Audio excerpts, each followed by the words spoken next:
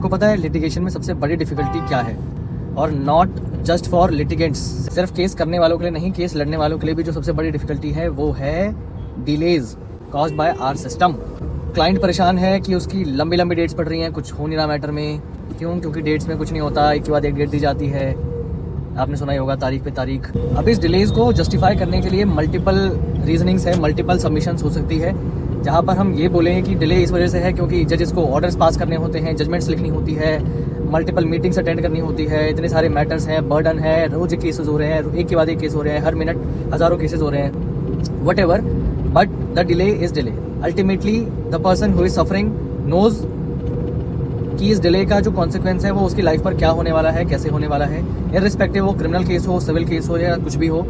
District court में तो फिर भी एक मिनट के लिए समझा जा सकता है, ट्रायल कोर्ट्स में, डिस्ट्रिक्ट कोर्ट में ट्रायल कोर्ट्स को बोल रहा हूँ, ये भी समझा जा सकता है कि वहाँ पर बर्डन ज़्यादा है, फर्स्ट पॉइंट ऑफ कॉन्टैक्ट्स है केसेस के लिए, सो वहाँ पर बर्डन होता है, इस वजह से डेट्स लगती हैं और मिसलेनियस काफ़ी सारी प्रोसीडिंग्स होती है जो कि कंसीडर की जाती हैं ड्यूरिंग द प्रोसीडिंग और जिसकी वजह से डिले होता है। But even in high courts जहाँ पर लंबी लंबी लिस्ट होती है, एक दिन में 150 मैटर लिस्टेड होते हैं, और मैं अपने पर्सनल एक्सपीरियंस से बता रहा हूँ, कई बार 90% ऑफ द टाइम वो मैटर रीच ही नहीं होता, क्योंकि एक कोर्ट में अगर 100 मैटर 150 मैटर लिस्टेड हैं तो इट इज़ प्रैक्टिकली इम्पॉसिबल कि वो मैटर बोर्ड पे रीच करे और सुना जाए। एंड फॉर द रेस्ट 10% अगर मैटर बोर्ड पे रीच करा, मैटर आया, तो जज साहब ये बोल देते हैं कि आज टाइम नहीं है आर्ग्यूमेंट सुनने का, नो टाइम लेफ्ट। अल्टीमेटली ये केस 8 साल 10 साल पड़ा रह जाता है, जो कि आज मेरे केस में हुआ। This present case is pending since 2018। सुनने में लग रहा होगा अभी बहुत ज़्यादा पुराना नहीं है, but like it is around 8 years। And although ये केस सिर्फ हाई कोर्ट में 8 साल से पेंडिंग है, बट इसका जो मैटर ट्रायल कोर्ट में चल रहा है और जो टोटल कंप्लीट डिस्प्यूट है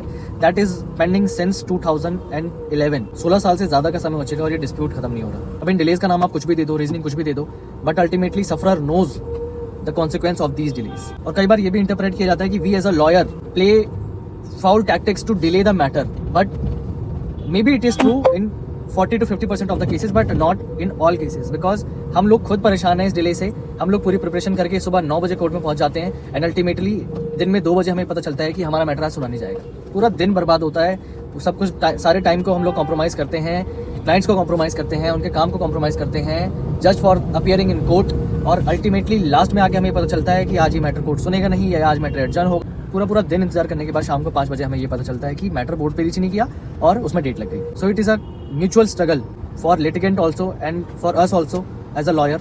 आपका इसके ऊपर क्या व्यू है आप नीचे कमेंट सेक्शन में बता सकते हैं। इसको जुडिशरी का बुरा हाल समझें या इस सिस्टम का बुरा हाल। Thank you very much for watching this video. Have a nice day.